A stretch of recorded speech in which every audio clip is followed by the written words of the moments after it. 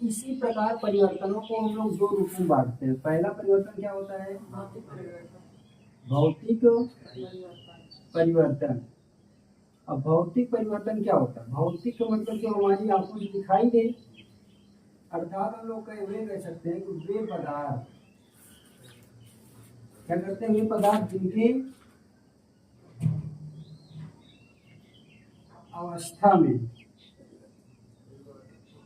अवस्था में परिवर्तन होता है,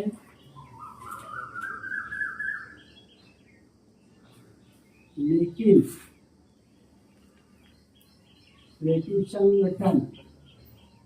संगठन एवं द्रव्यमान में कोई परिवर्तन नहीं होता।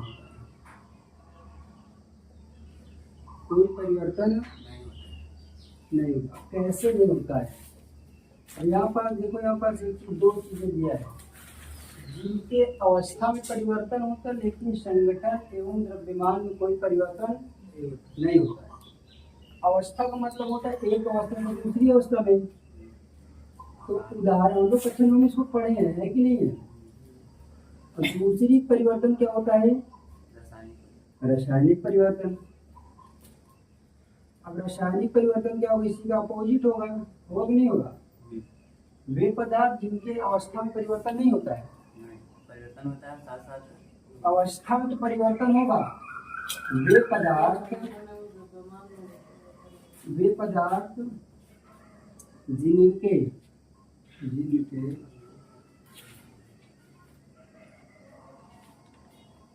अवस्था के परिवर्तन के साथ क्या होता है? संगठन एवं द्रव्यमान में भी परिवर्तन होता है। द्रव्यमान में भी परिवर्तन होता। ठीक है, यहाँ से एक क्वेश्चन बन जाएगा, एक नंबर का। 20 नंबर का ऑब्जेक्टिव क्वेश्चन आता है, उसमें से एक क्वेश्चन के लिए बनेगा। पहली टॉपिक से 100% श्योर है कि एक क्वेश्चन बनेगा। कैसे बनेगा देखिएगा। अब कोई एक भौतिक परिवर्तन का उदाहरण तुमको पता है? क्या होता है? जैसे बिजली का बल्ब जलना। बिजली के बल्ब का जलना। अगर हम लोग रासायनिक परिवर्तन में देख लें, जैसे दूध से दही का बनना। अब यहाँ पर देखो दो शर्तें हैं। जब ऑब्जेक्टिव क्वेश्चन कैसे बनेगा? पहले नंबर दे देगा निम्नलिखित बहुविकल्पित प्रश्नों का उत्तर दीजिए। दूध से दही का बनना कौन सा परिवर्तन है? रासायनिक परिवर्तन। जरूरी थोड़ी नहीं कि इसी दूध से दही का बनना ही दे दे। वो कह सकता मोमबत्ती का जलना कौन सा परिवर्तन है? और मोमबत्ती का पिघलना। अब देखिए इसमें कंफ्यूजन है। यहाँ पर हमने क्या कर दिया? मोमबत्ती का पिघलना कि जलना? भौतिक परिवर्तन। मोमबत्ती का और यहाँ मोमबत्ती का नहीं, मोमबत्ती का ध्यान समझिए। मोमबत्ती जब जल रही है तो इसका मतलब है कि जलने के लिए उसमें कोई ना कोई क्रिया हुई तभी तो जल रही है ना? और वो हीट होकर पिघल है, उसमें कोई परिवर्तन। उसमें पहला कैसे था? मोमबत्ती पहले कैसे थी? ऐसे थी, पहले ऐसे थी, ऐसे। अब ये मोमबत्ती क्या हो गई? ये जल रही है, क्या हो रही है? तो ये पहले ठोस अवस्था में थी, अब कैसे अवस्था में आ गई? द्रव अवस्था में आ गई। तो इसमें केवल अवस्था का परिवर्तन है, मतलब पिघल कर ऐसे हो गई है ना। तो जब पिघल कर अवस्था, तो मोमबत्ती यहाँ पास क्या होगा? पिघलना। क्या होगा? पिघल। और यहाँ क्या होगा? मोमबत्ती का जलना। समझ में आया? रात के रूप में उसकी अवस्था परिवर्तन हो गई। अब तुम्हें अगर क्वेश्चन दे दिया जाए, तुम बताओ कपूर की रात बताओ, ले आओगे? तुम लेकर आओगे? तुम लोगों ने सनई की चावल सुना है? एक बार बताइए वो संगठन क्या? संगठन, ठीक है, कहाँ गया? संगठन और द्रव्यमान, ठीक है। संगठन और द्रव्यमान में परिवर्तन होता है ना। देखिए ये है संगठन और प्लस क्या ले लें, द्रव्यमान, ठीक है। जैसे हम लोग एक मोटा मोटा सा कोई एक यौगिक बनाना चाहते हैं, ठीक है, कोई से एक यौगिक ले लो। जैसे मैंने यहाँ क्या ले ली, चीनी और जल ले ली। इसके अलावा तुम लोग कुछ और ले सकते हो, नमक और जल ले लें, जो भी तुम्हारी इच्छा हो। सोडियम नहीं जल्दी कुछ नहीं करना चाहिए, चलते हम लोग जल ही ले लें। क्या ले लें, जल और चीनी, क्या बनेगा, शरबत। देखिएगा, ठीक है, शरबत। अगर हम लोग जल को कितना ले रहे हैं, 1 लीटर। जल किलो में आप बेटर नहीं लीटर। और चीनी कितना ले रहे हैं, आधा लीटर। 100 ग्राम। वीडियो चलाते 100 ग्राम जल को कितना, 1 लीटर। ये संगठन हो, क्या हुआ ये क्या हुआ, समझ में आया, के वीरेन। संगठन ये है जो किसी भी यौगिक को मिलाकर बनाने में जो जिसका जिसका प्रयोग किया उस संगठन कहते हैं। जैसे भाजी बनाओगे तो मैं नमक ले, पानी ले, आलू ले, हल्दी ले, मसाला वो सब क्या संगठन।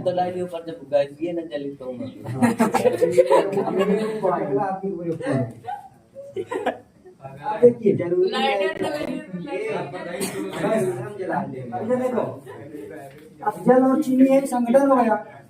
जल और जब चीनी संगठन हो गया, जल कितना था और चीनी कितना था, ये टोटल मिलकर कितना हो गए, 1100 ग्राम कितना हो गए। अब यहाँ देखिए वो द्रव्यमान में कोई परिवर्तन नहीं होता, लेकिन द्रव्यमान में भी परिवर्तन होता है।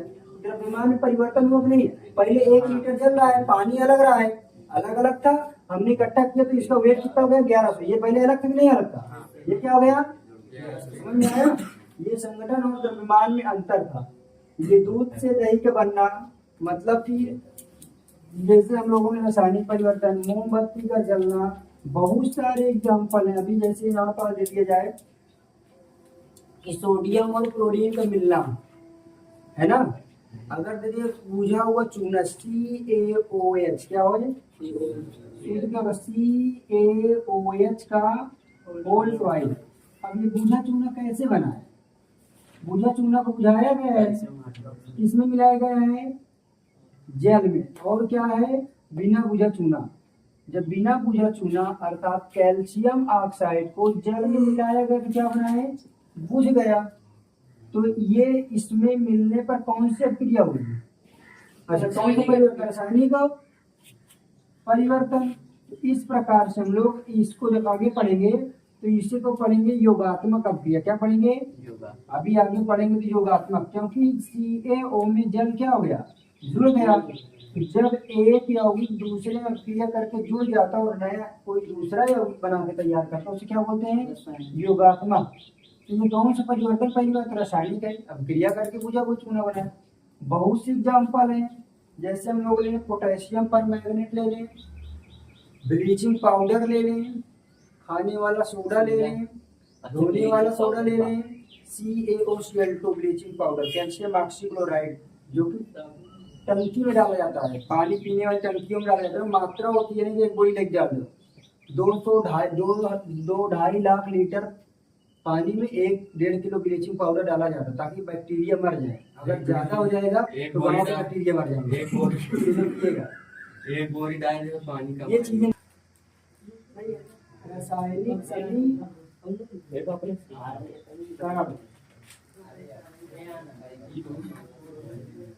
रासायनिक सभी क्या रासायनिक अभिक्रिया क्या ये,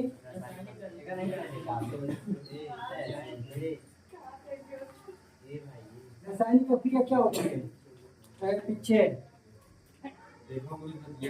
आनंद वही आता, देखिएगा ध्यान से। रासायनिक अभिक्रिया क्या होती है, जब एक या 2 से अधिक पदार्थ एक नया पदार्थ है ना।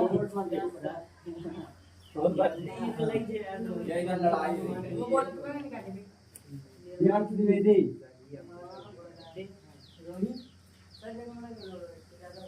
ये दोनों मुकाम भगा दिए। एक या दो से अधिक पदार्थ क्रिया करते हैं तो एक नया पदार्थ बनता है, उसे क्या बोलते हैं? रासायनिक अभिक्रिया। जैसे अगर हम लोग कोई सा भी पदार्थ ले लें, जैसे क्या ले लें, NH4Cl CaO, मतलब ये होता है बिना बुझा चूना। क्या होता है ये? बिना बुझा चूना। बिना बुझा चूना का इसका रासायनिक नाम होता है, बता रहा हूँ पहले सुनो, ज्यादा त्रास है, इतना दिमाग नहीं है। कैल्शियम ऑक्साइड, मतलब ये इसे हम लोग एक बाजारू नाम से जानते हैं, बिना बुझा चूना। इसका रासायनिक नाम क्या हो? Calcium oxide. जब कभी हम लोग एक या एक से अधिक पदार्थ को आपस में मिलाते हैं तो एक नए पदार्थ का निर्माण होता है, उसे क्या बोलते हैं? रासायनिक अभिक्रिया। तो यहाँ पास किससे क्रिया करेगा? क्लोरीन किससे क्रिया करेगा? कैल्शियम से। तो क्या बनेगा? CaCl2। और यह जल ऑक्सीजन से क्रिया करेगा तो क्या बनाएगा? H2O। और एक हाइड्रोजन के अणु निकल कर बाहर चले गए तो क्या बचेगा? अमोनिया। क्या बचेगा? अमोनिया। अब रासायनिक इसे क्या बोलते हैं? Calcium chloride. ये क्या है? जल। और ये क्या है?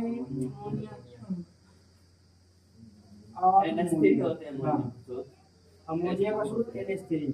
अमोनिया एक प्रकार की गैस के रूप में पाया जाता है, लिक्विड फॉर्म में, अधिकतर टॉयलेट सरकारी टॉयलेट में पाएगी, बदबू करेगी, ठीक है। नवसादर होता है अमोनियम क्लोराइड, वहां भी मिलेगा। और बिना बुझा चूना और कैल्शियम ऑक्साइड, ये सब एक सूत्र है। किसी भी तत्व को लेने से एक नए पदार्थ का निर्माण होता है तो वो हमें पता चलेगा वो क्रिया करके ही बनाया। क्या किया है? क्रिया। तो रासायनिक अभिक्रिया किसे कहते हैं? दो या दो से अधिक पदार्थ ले लें, एक या एक से अधिक पदार्थ लेकर कोई एक नया पदार्थ बना, रासायनिक क्या होगा? अभिक्रिया। रासायनिक अभिक्रिया निम्न प्रकार की होती है: योगात्मक अभिक्रिया, प्रतिस्थापन अभिक्रिया, द्विविस्थापन अभिक्रिया, वियोजन अभिक्रिया, संयोजन। संयोजन योगात्मक संकलन एक ही होता है, ठीक है। लेकिन रासायनिक अभिक्रिया को प्रभावित करने वाले बहुत से कारक हैं। अगर कह दिया जाए रासायनिक अभिक्रिया को, रासायनिक अभिक्रिया को प्रभावित करने वाले कारक। अब कारक में देखिएगा तुम लोगों के पास चार कारक आएंगे। जैसे हम लोग कह दिए पहली बार तो अवस्था में परिवर्तन, एक अवस्था से दूसरी अवस्था में जाना। दूसरा हम लोग कह सकते हैं कि उसके रंग में परिवर्तन, एक रंग से दूसरे रंग में हो जाना। तीसरी बात हम लोग कह सकते हैं ताप में परिवर्तन। क्या होता है? उसके ताप में परिवर्तन। इन तीनों को देख लेते फिर चौथा देखते हैं, बहुत ध्यान समझिएगा। कारक क्या होता है? जैसे अगर हम लोग क्या करें, पहला नंबर ले लें अवस्था में परिवर्तन। क्या करें? अवस्था में परिवर्तन। अब एक अवस्था से दूसरी अवस्था, अवस्था में परिवर्तन लोग दिमाग में क्या लाएंगे कि ये कैसे हो? जैसे मोमबत्ती का जलना, क्या होगा? मोमबत्ती का जलना नहीं पिघलना, क्या होगा? अब मोमबत्ती का पिघलना, लॉजिक लगाइए, सोचिए कि मोमबत्ती पहले किस अवस्था में थी? ठोस अवस्था में थी। किस अवस्था में थी? ठोस। अब जब ये जल गई, ये किस रूप में हो गई? द्रव बन गई, और ये कार्बन डाइऑक्साइड के रूप में हो गई। क्या हो गई? कार्बन डाइऑक्साइड के रूप में। तो यहाँ से एक नंबर ये भी पूछ सकता है, जैसे मोमबत्ती का पिघलना, रासायनिक अभिक्रिया में प्रभावित करने वाले कारक किस अवस्थाओं से परिवर्तन है? अवस्था परिवर्तन है कि नहीं है। अब दूसरा नंबर हम लोग क्या कह रहे हैं? ताप में परिवर्तन। क्या कहें? ताप में परिवर्तन। अब ताप में परिवर्तन कैसे होता है? अगर हम लोग ले लें बिना बुझा चूना, क्या ले लें? बिना बुझा चूना, CaOL। अब बिना बुझे चूने को हम लोग जल में जैसे मिलाते हैं, क्या करें? जल में मिला दें तो ये बुझ जाएगा। क्या होगा? बुझ जाएगा। जैसे हम लोग जाए दुकान से चूना लाए जो दीवार में पोतने वाला, उसके बाद तो पानी डालते हैं तो बहुत तेज से देखना वो खौलने जलने लगा। लगता है। हाथ डाल दो जल भी सकते हो। हाँ। तो देखो उस पहले ठंडा था, पानी भी ठंडा था और चूना भी। उसको जैसे ही हम लोगों ने दोनों को मिला, क्या हुआ? गैस निकली। क्या निकली? तो पहले उसमें क्या हो गया? ताप में परिवर्तन। बहुत गर्म। अब हम लोग क्या करेंगे? देखिए जैसे हम लोग रंग में परिवर्तन क्या कहेंगे? अब तुम लोगों ने बहुत से ऑनलाइन रील्स पे तुम लोगों ने देखा होगा जादू। जादू रियल में भी देखो, रियल ही करता है और मैं भी दिखा सकता हूँ जादू। चलिए अगर हम लोग पोटेशियम पर मैग्नेट लेने, क्या लेने? KMnO4। क्या लेने? पोटेशियम पर मैग्नेट। हिंदी में लिख दे रहा हूँ। पोटेशियम पर मैग्नेट। अगर पोटेशियम पर मैग्नेट ले लें, पोटेशियम पर मैग्नेट को जैसे ही जल में हम लोग घोलेंगे, क्या करेंगे? जैसे ही जल में घोलेंगे तो इसको हम लोग इस नाम से जानते हैं। किस नाम से जानते हैं? लाल दवा। और पोटेशियम पर मैग्नेट को जल में डालेंगे तो क्या बन जाएगा? ये बैंगनी। कैसा हो जाएगा? हल्का सा ऐसे कलर का हो जाएगा। ये कलर, ये वाली कलर, ठीक है, इस कलर का हो जाएगा। तो इसमें अब पानी हमने डाल दिया। अब इस जल को अगर सोचें, जल में मिला दिया, इस कलर का हो गया। अब इस कलर को हमको हटाना है, हटाना है ना, तो इसमें क्या मिला दो? साइट्रिक अम्ल। क्या मिला दो? साइट्रिक अम्ल। और जैसे ही साइट्रिक अम्ल मिलाओगे तो बैंगनी कलर गायब। तुम लोगों ने जादू देखा? कोई पंडित, पादरी, मौलाना, ये सब लोग जादू इसे दिखाते हैं, अरे सच है ना? तसलम पानी लेकर के, मैंने भी देखा है। तो कहीं देखो वो एक बूंद उसमें लिए रहते हैं, डाल दें, अच्छे से कर दें, कलर गायब। पानी पहले है ना? देखा है। तो आज जानते नहीं। रेड लौंडा है के चूना लगाई, चूना हाथों में रखाई के पानी डाल के टीका लगवाई तो रेड हो गया, है ना? तो विचार करिए, बस यही चीज है। वहाँ पास कुछ चीजें ज्यादा फालतू चीजें नहीं है। आपने दिमाग में साइंस पढ़िए। पोटेशियम पर मैग्नेट में हम जल में घोलेंगे तो बैंगनी हो जाएगा। उसमें साइट्रिक अम्ल डालो। साइट्रिक अम्ल सीसी में होता है, थोड़ा सा ग्लिसरीन की जैसे डालते हैं, कुछ पल में 30 सेकंड 40 सेकंड में कलर गायब। कहाँ मिली? साइट्रिक अम्ल ये सब मिलेंगे इलाहाबाद लैब में, मेडिकल में महंगा मिलेगा। हाँ हो गया, लिख लीजिए। कहाँ मिली? हमारी और तो हमारी शांत रहना। अंकित यार बारी से कहीं नहीं तुम्हारे पापा तुमको कहा कहीं तुमका देखो आप जो पढ़ाई लिखाई तुम यहाँ आपके मस्ती कर रहे हो। कभी पापा को सब देखे हो कितने बेचारे लाचार रहते हैं हमेशा, तो मस्ती कर रहे हो। क्या क्या खर्च में ताप में परिवर्तन में रंग में एक क्या होता है? गैस का निष्कासन है ना। गैस के निष्कासन का मतलब कुछ नहीं है था, ठीक है? अरे निष्कासन, गैस का निष्कासन किसी भी अम्ल को हम लोग अगर धातु मिलाएंगे, जैसे हम लोग धातु का मतलब HCl, ये अम्ल हो गया, और एक क्या ले लें? जिंक, दानेदार जिंक मिलाएंगे तो इसमें गैस का निष्कासन होगा। क्या बनेगा? ZnCl2 और हाइड्रोजन गैस क्या होगी? बाहर निकलेगी। ये गैस का निष्कासन, हाइड्रोजन गैस अंदर। ये H, ये सब हो गया पहचानने के तरीके। रासायनिक अभिक्रिया पहचान लोगे। अगर कभी भी तुम लोग कोई पदार्थ मिलाओगे, अगर उसमें ऊष्मा निकल रही है तो उसमें क्या होगा? रासायनिक अभिक्रिया। अगर उसके रंग में परिवर्तन हो रहा तो क्या हो रहा है? रासायनिक अभिक्रिया। अगर उसके ताप में परिवर्तन हो रहा क्या हो गया?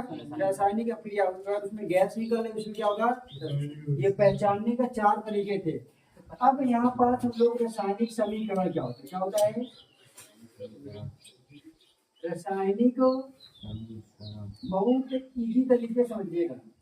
रासायनिक समीकरण वो होता है जैसे हम लोग किसी भी तत्व को यौगिक को मिलाते हैं तो उसको जब बनता है नया कोई उत्पाद, उसको लिखने की प्रक्रिया क्या बोलते हैं? रासायनिक समीकरण।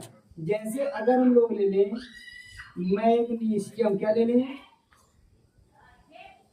मैग्नीशियम, और क्या ले लें? ऑक्सीजन। जब मैग्नीशियम और ऑक्सीजन को मिलाकर तो क्या बनेगा? Magnesium oxide.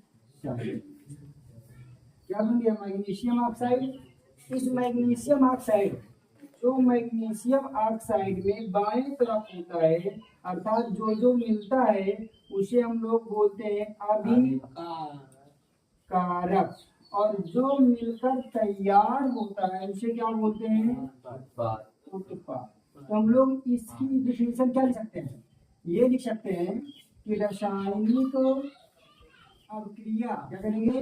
रासायनिक अभिक्रिया में भाग लेने वाले को क्या कहते हैं? अभिकारक। भाग लेने वाले अभिकारक और उससे क्या प्राप्त हो रहा है? उत्पाद। उससे प्राप्त उत्पाद को प्रतीक का मतलब चिन्ह, प्रतीक तथा सूत्रों के रूप में लिखने की प्रक्रिया या क्रिया को हम लोग क्या बोलते हैं? रासायनिक समीकरण। रासायनिक समीकरण कहते हैं। रासायनिक समीकरण किसे कहते हैं? किसी भी रासायनिक अभिक्रिया में भाग लेने वाले अभिकारक तथा उससे प्राप्त उत्पाद को प्रतीक सूत्र के रूप में लिखने की प्रक्रिया क्या बोलते हैं हम लोग? रासायनिक समीकरण। जैसे मैग्नीशियम का प्रतीक क्या होता है? Mg। ऑक्सीजन का प्रतीक क्या होता है? O2। क्या होता है? O2। ये क्या बनेगा? MgO। क्या बनेगा? तो ये मैग्नीशियम हो गया, ये ऑक्सीजन हो गया, क्या होगा? Magnesium oxide. अब यहाँ पास जब दो ऑक्सीजन है तो यहाँ कितने ऑक्सीजन है? एक। यहाँ कितने कर देंगे? दो। अब मैग्नीशियम यहाँ कितने हो गए? दो। यहाँ क्या कर देंगे? दो। ये हम लोग, ये क्या हो गया? संतुलित। क्या हो गया? संतुलित। अब संतुलित हम लोग करना अगले टॉपिक पे पढ़ेंगे कि संतुलित करना क्या होता है। मतलब संतुलित का मतलब होता है दोनों तरफ के तत्वों की संख्या को बराबर करना। संतुलित मतलब दोनों तरफ के तत्वों, मतलब ये छोटे छोटे तत्व, इनकी संख्या क्या करें हम लोग? बराबर। इसी को संतुलित करना होता है। तो हम लोग संतुलित करना अगले चैप्टर में पढ़ेंगे, तो अगले टॉपिक पे। ठीक है।